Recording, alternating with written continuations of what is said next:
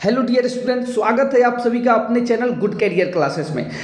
Students, मैं आपके लिए आज प्रीवियस ईयर 2022 का पेपर लेकर आ गया हूं, जो कि 2022 में आपका एग्जाम दिए थे जो स्टूडेंट, उनका पेपर। ठीक है, और आपको पता है कि प्रीवियस ईयर से ही ज़्यादा क्वेश्चन एग्जाम में आते हैं। ठीक है, तो ये मैं 22 का लेकर आया हूं। इसके बाद 21 में तो हुआ नहीं था, 20 का 19 का ऐसे करके लेकर आऊँगा। ठीक है, और सारे NCERT का ऑब्जेक्टिव यहाँ पे मैं क्वेश्चन करा रहा हूँ। ठीक है, पिछले साल 50 थोड़ी सी प्रॉब्लम हुई थी सोशल साइंस में, 50% क्वेश्चन सभी ने सॉल्व किया था, लेकिन अब की बार आपको 100 में 100 कराऊंगा। 100% आपको करने को वादा करता हूं। ठीक है, सारे NCERT का डिफिकल्ट क्वेश्चन, सारे क्वेश्चन मैं एकत्रित कर दिया हूं। ठीक है, कुछ वीडियो दे चुका हूं, ये 2022 का लेकर आया हूं। इसके लिए 20 का, इसके बाद 20 का 19 का दूंगा। ठीक है, और लगातार प्रतिदिन NCERT के इंपॉर्टेंट क्वेश्चन भी चल रहे हैं। ठीक है, तो चैनल पे नए हैं तो चैनल को जल्दी से सब्सक्राइब कर लीजिए और व्हाट्सएप ग्रुप में जुड़ जाइए। लिंक डिस्क्रिप्शन में मिल जाएगा और कमेंट बॉक्स में।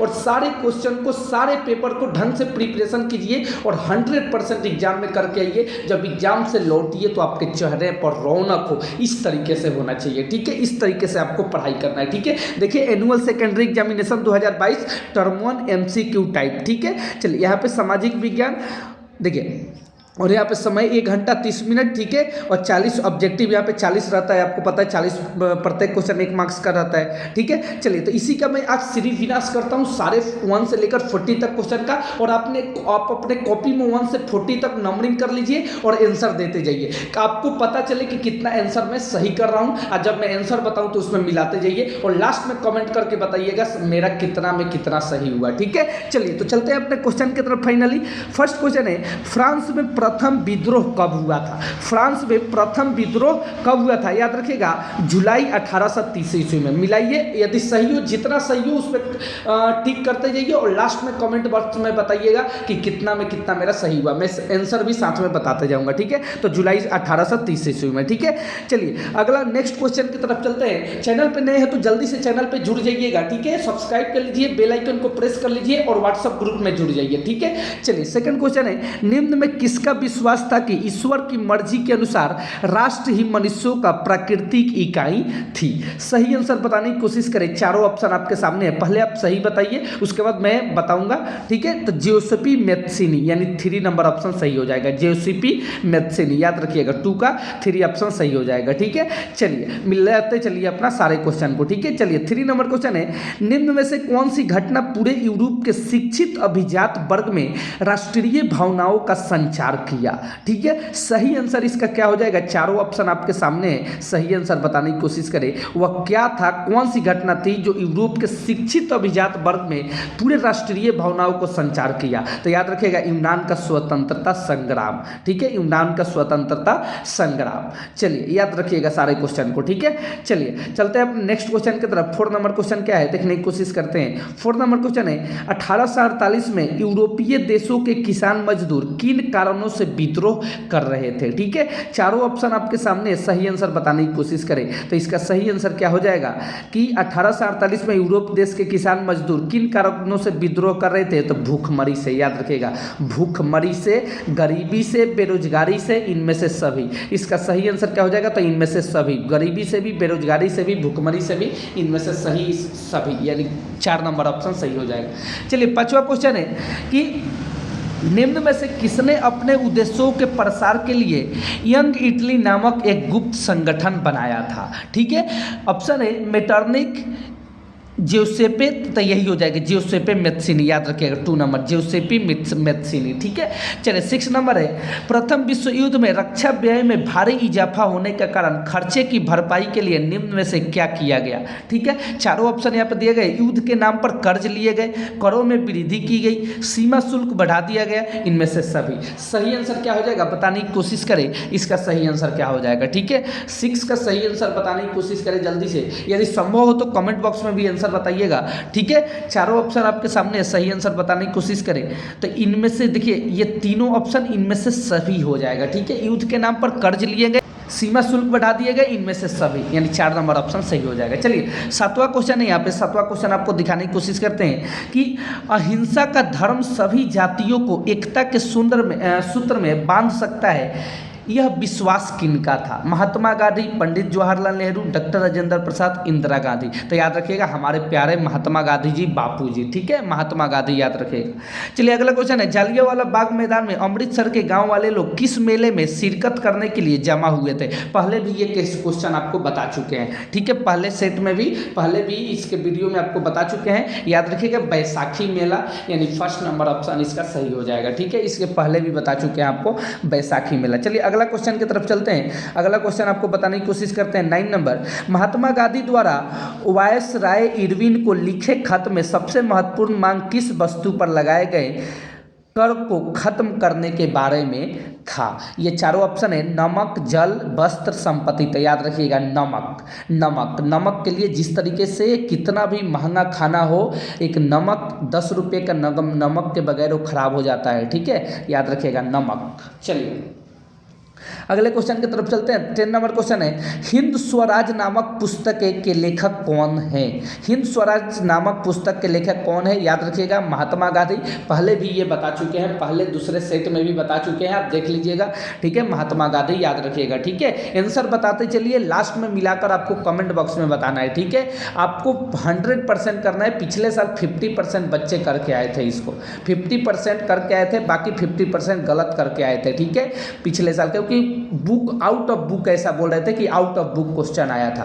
ठीक है, लेकिन इस बार आपको 100% एग्जाम में करके आना है, ये वादा है मेरा, आपको दिलाऊंगा। एनसीईआरटी का निचोड़, ऐसे एनसीईआरटी से ही ज़्यादा क्वेश्चन पूछे जाते हैं। ठीक है, मैं एनसीईआरटी का निचोड़ आपके लिए लेकर आऊंगा। ठीक है, चलिए नेक्स्ट क्वेश्चन की तरफ चलते हैं। 11 नंबर क्वेश्चन है, जर्मनी के एकीकरण का श्रेय किसे दिया जाता है? तो ऑटो वन बिस्मार्क, याद रखिएगा ऑटो वन बिस्मार्क। ठीक है, चलिए 12 नंबर है, चौरी चौरा कांड किस वर्ष हुआ था? तो याद रखिएगा 1922 ईस्वी में। चौरी चौरा कांड का मतलब जहाँ बहुत पुलिस थाने को, बहुत सभी थाने को जला दिया गया था, बहुत पुलिस मारे गए थे, तो उसे चौरी चौरा कांड बोला जाता है। तो वो 1922 ईस्वी में हुआ था। ठीक है, याद रखिएगा चौरी चौरा 1922 में। ठीक है, चलिए 13 नंबर है, पवन द्वारा मैदान अथवा ढालू क्षेत्र में मृदा को उड़ा ले जाने वाले प्रक्रिया को क्या कहा जाता है? तो याद रखिए पवन द्वारा मृदा का अपर्दन यानी उड़ा, अपर्दन का मतलब कटाव।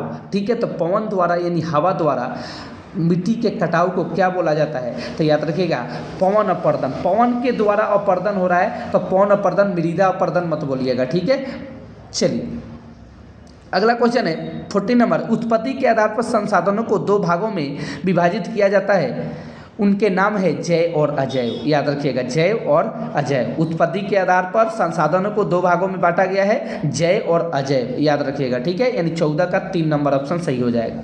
चलिए अगला क्वेश्चन है, निम्न में 15 नंबर, निम्न में किस मृदा को रेगुड़ मृदा कहा जाता है? मस्त इंपॉर्टेंट क्वेश्चन है, VVI क्वेश्चन है। निम्न में किस मृदा को रेगुड़ मृदा कहा जाता है? तो काली मृदा। याद रखिएगा काली मृदा को रेगुड़ मृदा भी कहा जाता है। 16 नंबर है, जून 1992 में ब्राजील के किस शहर में प्रथम अंतर्राष्ट्रीय पृथ्वी सम्मेलन का आयोजन किया गया था? ठीक है, सही आंसर बताने की कोशिश करें, चारों ऑप्शन आपके सामने है। सही आंसर इसका क्या हो जाएगा? जून 1992 में ब्राजील के किस शहर में अंतर्राष्ट्रीय पृथ्वी सम्मेलन का आयोजन किया गया?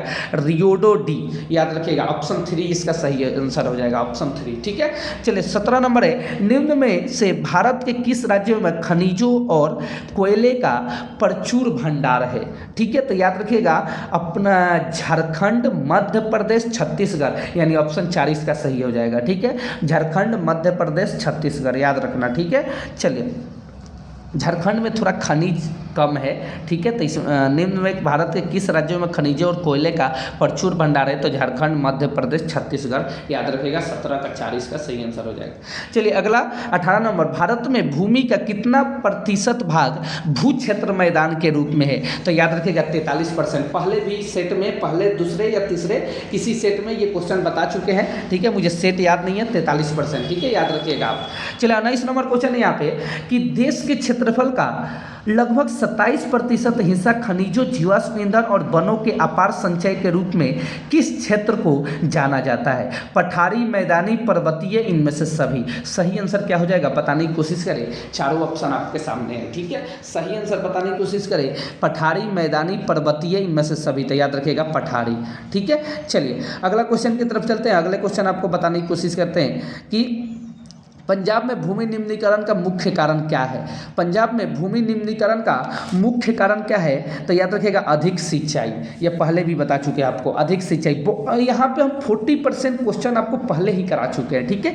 चलिए 21 नंबर क्वेश्चन है, निम्न में से किस प्रांत में सीढ़ीदार से पानी खेती की जाती है? उत्तरांचल में, याद रखिएगा उत्तराखंड, ठीक है। सीढ़ीदार खेती वहाँ पे की जाती है उत्तरांचल में, सीढ़ीदार, जैसे छत पे चढ़ते हैं सीढ़ी के माध्यम से, उसी तरीके से उत्तराखंड में खेती की जाती है सीढ़ी नुमा। मस्ट इंपॉर्टेंट है, याद रखिएगा।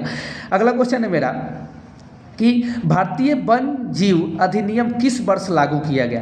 भारतीय वन्य जीव अधिनियम किस वर्ष लागू किया? 1972 ईस्वी में, याद रखिएगा, ठीक है। चलिए, कौन सी परियोजना सतलुज ब्यास बेसिनी में जल विद्युत उत्पादन और सिंचाई दोनों के काम में आती है? सही आंसर क्या हो जाएगा, बताने की कोशिश करें। चारों ऑप्शन आपके सामने है। कौन सी परियोजना सतलुज ब्यास बेसिनी में जल विद्युत उत्पादन और सिंचाई दोनों के लिए आती है? इसका सही आंसर क्या हो जाएगा? चारों ऑप्शन आपके सामने है, सही आंसर बताने की कोशिश करें।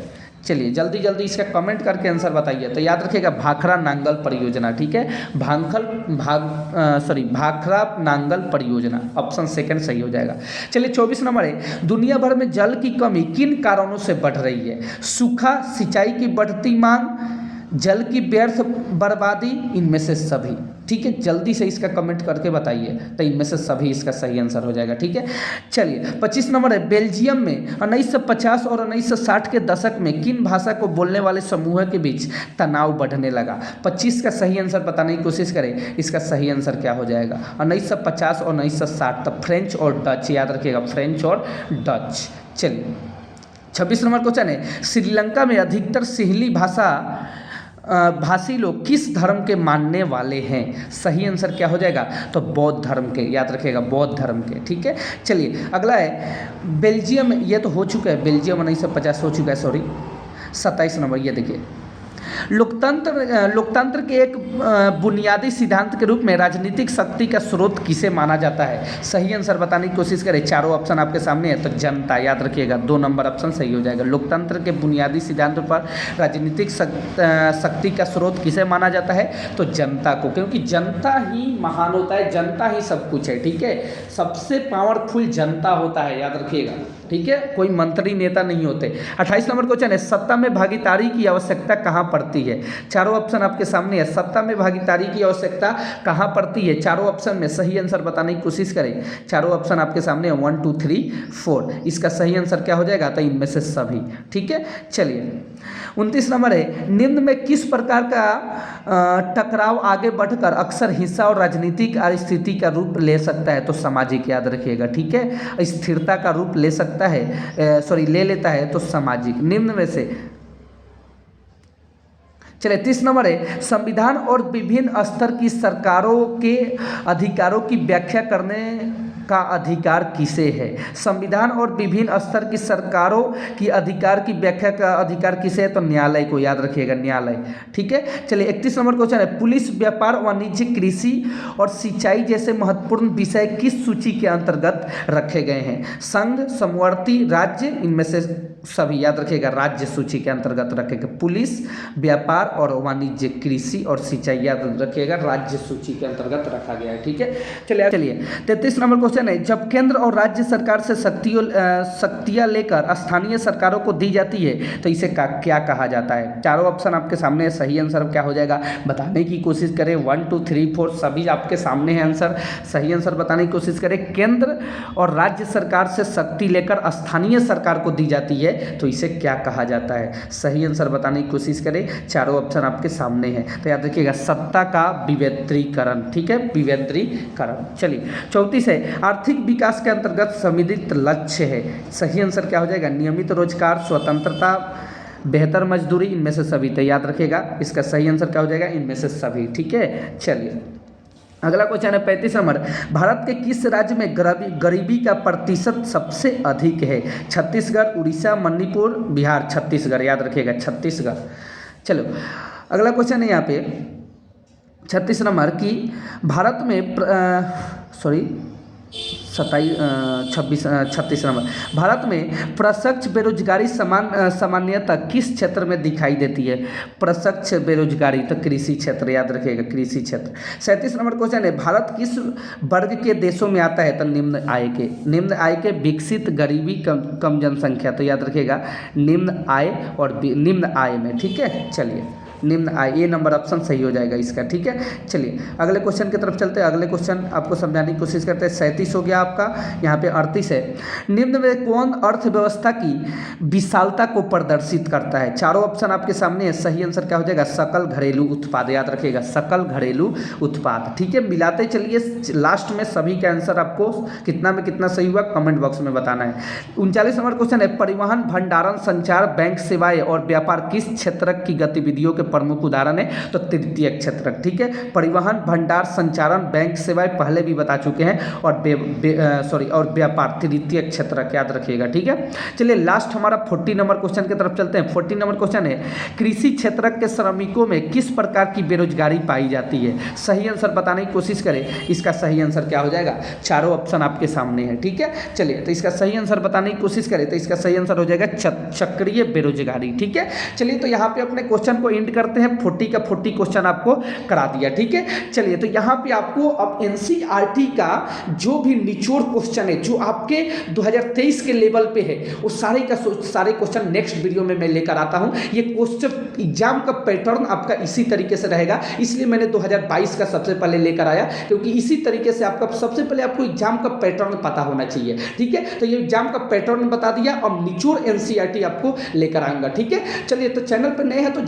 चैनल को जल्दी से सब्सक्राइब कर लीजिए, व्हाट्सएप ग्रुप में जुड़ जाइए, लिंक डिस्क्रिप्शन और कमेंट बॉक्स में दे दूंगा। ठीक है, चलिए मिलते हैं नेक्स्ट वीडियो में, तब तक के लिए goodbye, love you all.